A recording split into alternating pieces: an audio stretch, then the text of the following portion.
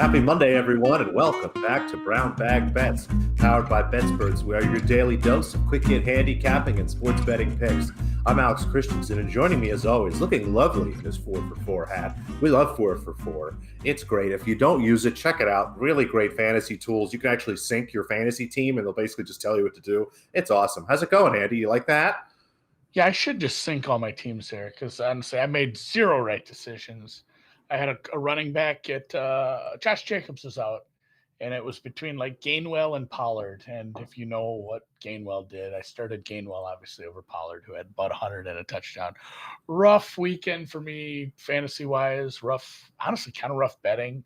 If it weren't for props and the people that originate college for me, like that I bet their stuff, it would have been like a depressing Monday. But here we are, back at it again. Monday Night Football, kind of a bad game. Maybe. I don't know. We thought the Lions game would suck last week too, especially when they're halfway through it. And it did suck. It was a fun finish for anyone who was betting against the spread in that one, I guess. The total is clearly anybody over. without -8.5. We're getting to the point of the season where there's a bunch of injuries, several quarterbacks. My boy Baker Mayfield popped his shoulder back in, just continued to play. My guy, Mr. Carson Wentz, has multiple bum ankles. We're going to track all that. Going to have a lot more clarity by the time we get to Wednesday with Mr. Drew doing the deep dive, and we'll figure out. Did you hear about Tua? Tua's sounding like he's out. Our guy Tyrod Taylor sounding like he's out. So yeah, we're quickly adding up the body count for quarterbacks here, which is a thing every year. This is kind of how it goes. You go look at year over year. There's always like 50 quarterbacks that starts. And yes, it is David Mills season, as Drew said. Davis? Go listen back to the deep dive. Davis. He said David, and I said, "Did you say David?" And he said, "No, I said Davis." And clearly, we rewound it. He said David, but that's what he incepted me. I'm like, is it David? Like, I'm not 100% sure on this guy. I kind of remember him from college. So, decent weekend, fun game last night, especially if you had some Ravens money line. I have a Chiefs team total under, or regular season win total under. So, silver lining for me there. I need to get to a few losses. That was kind of a nice one to grab. If you remember my video from the woods of Maine I made, that was my Chiefs under. And yeah, we'll get into some bets. We got tennis, Ryder Cup, Monday Night Football, and more this week. So we'll start with Ostrava. Take me to Ostrava. Yeah, Ostrava. I don't know. It's in the Czech Republic, folks. That's where we are. A decent tournament this week. It's a W500, so kind of a second-tier event, if you will. Pretty solid field of 32 women. We're going to start with a handful of underdogs here. Fiona Ferro, first up. She is +100. Really like her chances here. She's been playing some very nice tennis lately. All these matches, by the way, start tomorrow. So nothing this afternoon. There's a couple matches this afternoon. Didn't see anything I liked. Farrow is playing Allison Risk. Risk coming off one of these stranger finals that we've had in the WTA this year. It was Jasmine Paolini beat her in the final last week. And despite that, I am willing to kind of go against her here. She's really struggled this season. Farrow kind of putting it together here late. I thought played very well at the U.S. Open, has played well the last couple of weeks. I have her a short favorite right around -120, -125. So +100, maybe -105 is okay, but we're really looking for a plus number there. And then Dan's favorite, Anna Konyuk, +200 here. I really like this quite a bit. Surprised to see was such a big of an underdog. It was actually a little better number out earlier, but she's playing Anastasia Pavlyuchenkova. Konyuk coming through qualifying, playing some very nice tennis. Again, we love qualifiers. Got a couple matches already under their belt. Pavlyuchenkova generally doesn't play well towards the end of the season, especially in some of these smaller European events. She kind of comes in, takes her check, and closes out the year. So expecting kind of that here. Pavlyuchenkova having a nice year. Finished second at Roland Garros, playing some nice tennis, but at +200, Anna looks pretty solid. What do you think, Andy? You said take her check in a match that's going to be in the Czech Republic. I don't think you even caught it, but I get it. No, I did not. I saw you had that wry smile on your face. You can see me giggling. That's why you called on me there. And then Miss Teichmann, +205 against Kerber. This is another woman, Kerber, had a really nice Grand Slam season, but struggled in the U.S. Open. Even with each day off in between, really looked kind of physically fatigued and beaten down. Has had a week or so, maybe 2 weeks at this point to recover. Maybe comes in as looking in nice shape, but again, struggling physically, wasn't playing too great at tennis last time we saw her. Teichmann, finally healthy here at the end of the season. A young player. We're indoors, which actually is pretty good for her. She definitely does better there. It helps her serve. So happy to take her at plus 205 there. 3 underdogs to start the week for us. Yeah, I'm down. And I think we even have another one. You know I bet these. I actually looked. I pulled up PGA schedule this morning. That's right. Oh, you have one more in the channel.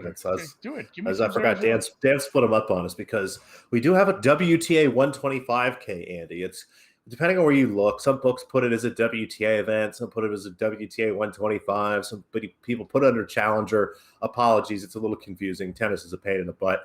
But they're playing in Columbus. This is a smaller event in Ohio. A pretty solid field and something we've bet before and will continue to bet here on North American hard courts. Renata Zarazua, really like her here in this match.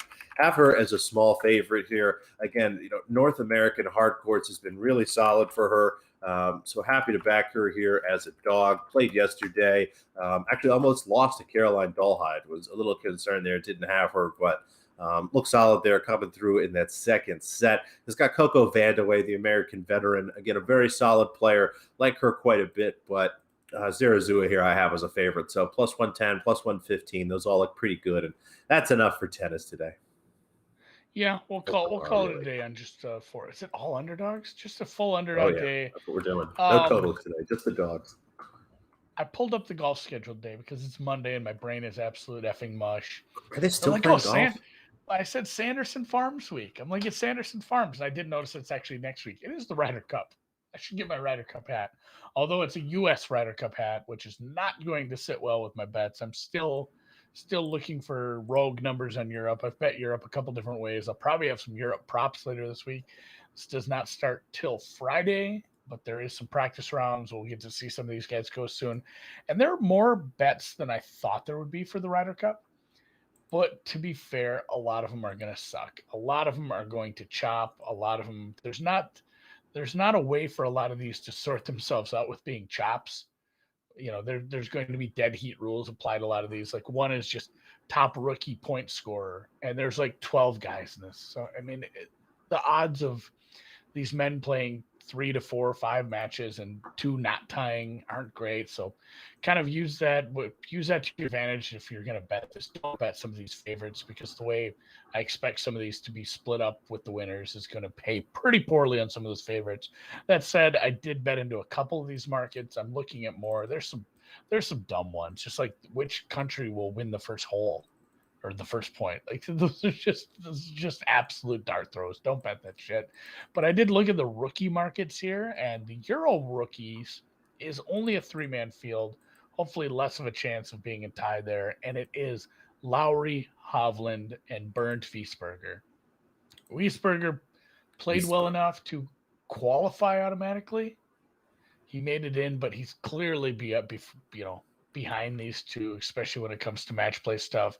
I looked a little into match play. It's not complete match play with 4-ball and foursomes and stuff, but I do like Lowry. Again, I can find him at plus 170s, plus 150 other ways. Hovland is the favorite, but I'm looking at this. Should be more of a coin flip between those two. So congrats to Wiesberger for scoring 5 points for Europe and taking this one down, I guess. And then on the U.S. side, the USA rookie 6-man field between Schauffele, Cantlay, Morikawa, English, Scheffler, and Danny Berger. A little on Scheffler. Same thing kind of here. Your favorite is going to be Xander and Cantlay, kind of right around the 3-1.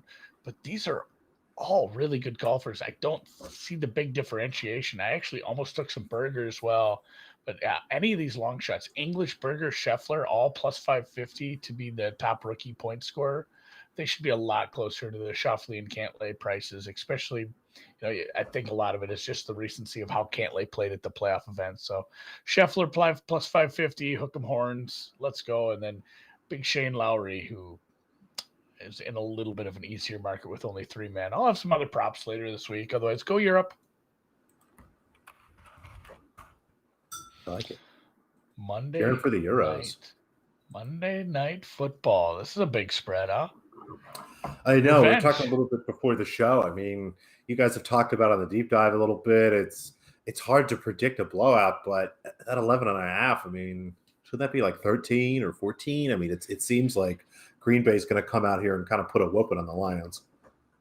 Yeah, we talked a little last night. Like the bet is to bet the Packers. Like if you have to bet this game, just lay the points. They're way, way, way better, despite what we saw last week. I mean, just go look at their opponent, how they played from week 1 to week 2.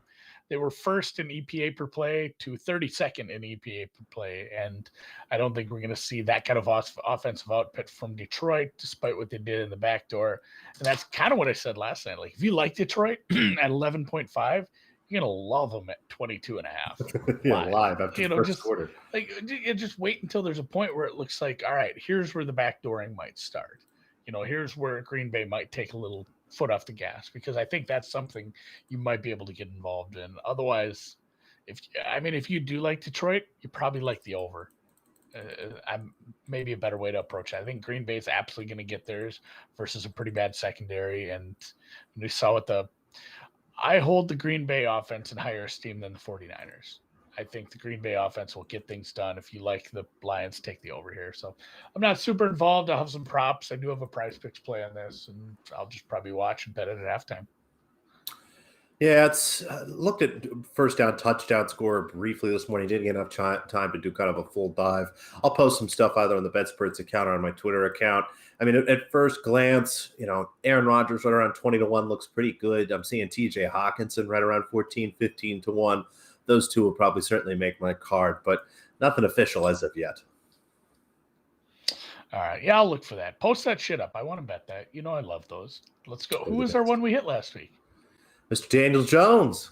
Daniel Jones getting it done. I did put a PrizePicks entry together, though. So, yeah, honestly, it's one of those where you take some long shots and then maybe add Devontae anyway, just because it's probably going to hit. That's kind of how life goes. It's how it goes. Wearing the 4-for-4 hat because I'm using the 4-for-4 projections to play some PrizePicks. They have just like the fantasy projections. They're going to give you the projections. They're a fantasy football site when it comes down to it. So they have, for every player tonight, they have their projections out, and I use some of the bigger edges to go with Aaron Jones over, not only just because of the projected over, but the projected game script for Aaron Jones. If they do get out to a big enough lead, you can see the Packers relying on the run game to try to, get the game over with, find their way to the finish line if they're up multiple touchdowns. So that was over 70.5 rushing yards. And then DeAndre Swift over receiving yards again in the projections. This was a little low. I'm seeing, basically it's not like, Green Bay is going to cover all the wide receivers and they're going to have to add outlets. No, it's like Hawkinson is it. Their wide receiver room sucks. They don't have any good wide receivers. So tight ends and running backs are going to get the ball, and Swift over 27.5 receiving yards is a look. So put those two together in a PrizePicks entry. You can do the same. Promo code BBB, and you can play along with me. That rhymed. I like Otherwise, it. You're still getting a free $100 match on your first deposit? Yeah, $100 match. Beautiful. First deposit. We might even give you some free stuff otherwise too. Just sign up and find out, I guess. Yeah, promo code BBB. That does get you the $100, up to $100, 100% deposit match when you put that in when you deposit. And yeah, that's my entry. I'll have more later this week. We'll close it out with, again, $1,000 free bet. That's why the promo code on this is 1,000. BETSPERTS 1,000. You don't have to place $1,000 free bet. You can whatever you want your first bet to be. Like, yeah, if somebody's like a $50 better, I don't expect you to just do $1,000 free bet, because if you lose, you have to place another $1,000 bet at that point, even though it's free. So do what you're comfortable with, but it is up to $1,000 free bet. And I'll send you this nice Columbia fleece because it is chilly. It was in the lower 40s overnight the other day in Minnesota. It's getting to be fleecing season. Use promo code BETSPERTS1000 when signing up for WynnBet. Thank you, WynnBet, for being the official sponsor. Thank you, Alex, for coming hanging out on me on Monday.